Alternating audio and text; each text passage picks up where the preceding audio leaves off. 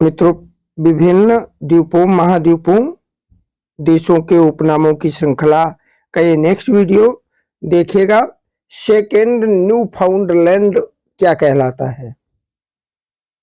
Japan को second new फाउंडलैंड भी कहते हैं। यूरोप का भारत कहलाता है इटली। इटली को यूरोप का भारत भी कहते हैं।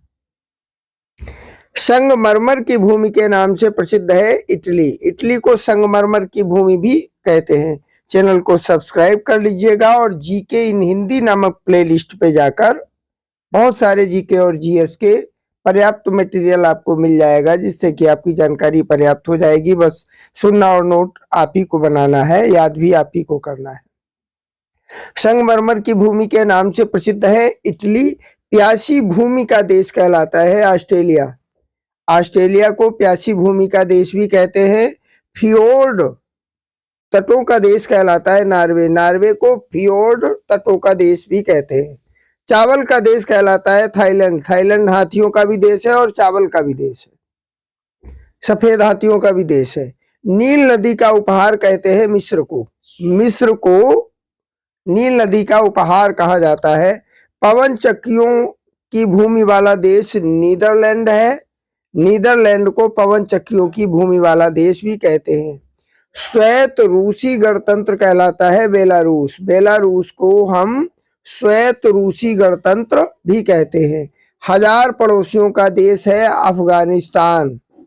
हजार पड़ोसियों का देश कौन सा है? अफगानिस्तान है। प्रातःकालीन शांति स्थल कहलाता है कोरिया। कोरिया प्रातःकालीन शांति स्थल कहलाता है। बाल्टिक देश कौन कौन से हैं देखिएगा? Estonia, Latvia, Lithuania. Estonia, Latvia, Lithuania ये कौन से देश है? बाल्टिक देश है। अफ्रीका के सींग में शामिल कौन नहीं है? सूडान। सूडान अफ्रीका के सींग में शामिल नहीं। अफ्रीका के सींग के नाम से 3-4 देश है, उनमें सूडान नहीं है।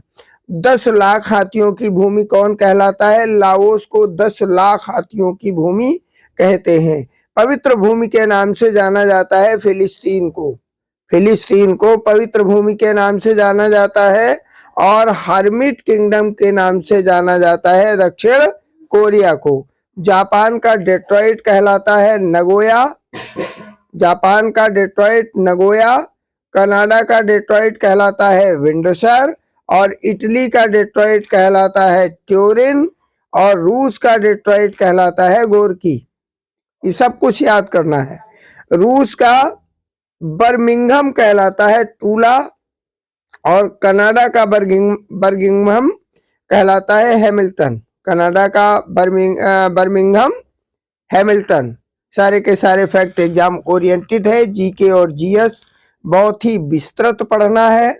भारत का भी जीके और जीएस पढ़ना है, साथ ही साथ वर्ल्ड का भी जीके जीएस पढ़ना है, क्योंकि परीक्षा में क्या पूछा जा रहा है, क्या पूछा जाता है, ये किसी को पता नहीं। साथ ही वर्तमान की जितनी भी परीक्षाएं हो रही हैं, बच्चे खूब पढ़ते हैं तो बड़ा वास्ट पूछा जाता है।